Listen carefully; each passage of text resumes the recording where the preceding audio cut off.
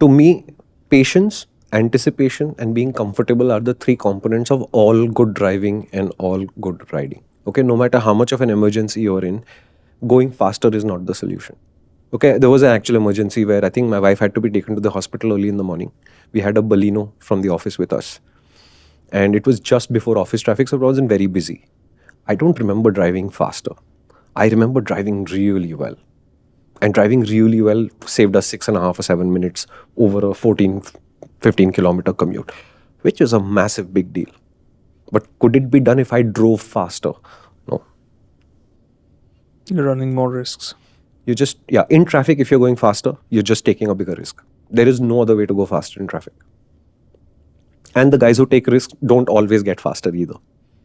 Right? You know this, right? You've been in traffic and there's been somebody who's standing out from the crowd because they're riding so poorly.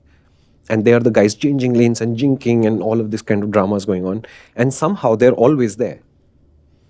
Right? At the first intersection, they're there. Second intersection, they're there. 10 kilometers later, they're still doing the same thing. Which means what? You're not doing anything and they're not achieving anything. It's obvious who's the better rider here.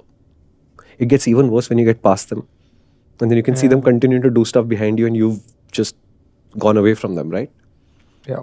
So to me, patience, anticipation, and the feeling of being comfortable is the key to being a good driver. The more often these three things connect for you and settle into the pattern, the better the chances you're a good driver or a good rider.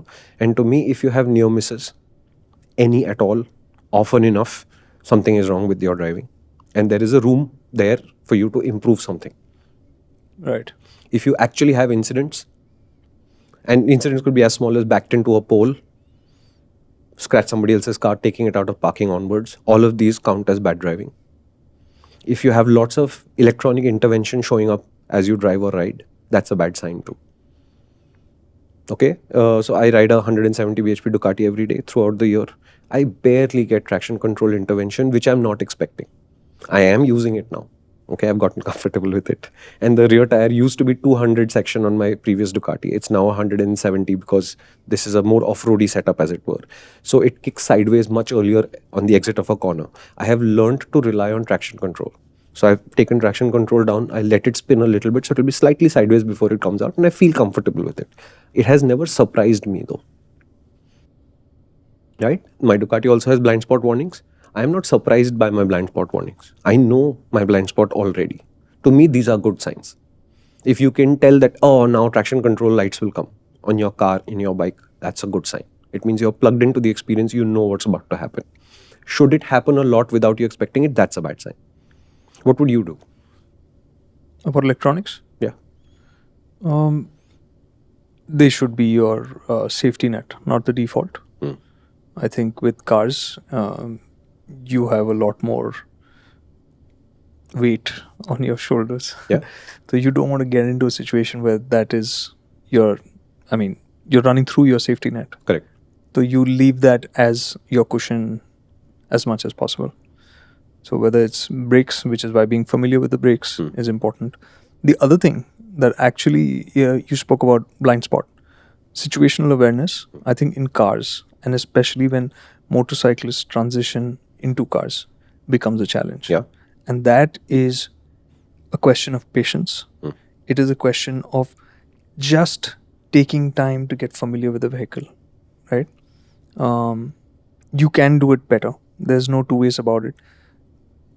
The thing that people in cars tend not to do, and this is a really funny thing that I've noticed, is to actually maneuver.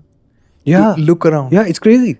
People will not do that. Yeah. It's like you're only meant to look through the windscreen, right? Or look straight back. No, you can turn your head around. And this is a small but stupid thing to say, but it's happened to me as well. You know, when I learned about this, I realized that I was not doing it enough. Was I'd gone for Gaurav Gill. He used to have this thing called the Gill Drill, right? It was a rally school. And this was in Bengaluru, outside, way back. This was ages ago. And we were doing a slalom in off-road conditions, right? It was slushy, it was grassy, it was super slippery, full stop. And he's told us to do the slalom in this off-road scenario, and we're doing it. Okay, fine. And then when you go do that with Gil, you're looking at the cone out of the side window. Yeah.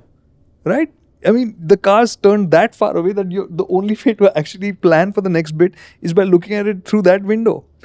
And you will need this if you're driving in the mountains, if you're driving in tight, narrow spaces. You have to do this. Yeah. You know, you're doing a hairpin, look that way. You don't just keep looking up ahead. Yeah. Right? Today's modern cars have big chunky A-pillars. Yeah, massive. They block your sense of situational awareness. They block off a lot of your view. At an intersection, it should just be normal for you to do this, which Yep. is to look past the A-pillar. Yep. Make sure there's nothing there because it's very easy to hide. Motorcycles, cyclists, pedestrians. Cars can behind. disappear. Even cars. On some, 100%. Cars it can can disappear. happen. ORVMs are large. So getting comfortable with the vehicle size and the possibility of other objects being close to you will come with time. You can improve your vision, visibility of the surroundings by just moving around a bit yourself. I know you want to see more of Kartikeya Singh, right? He's on the main MotorInc channel.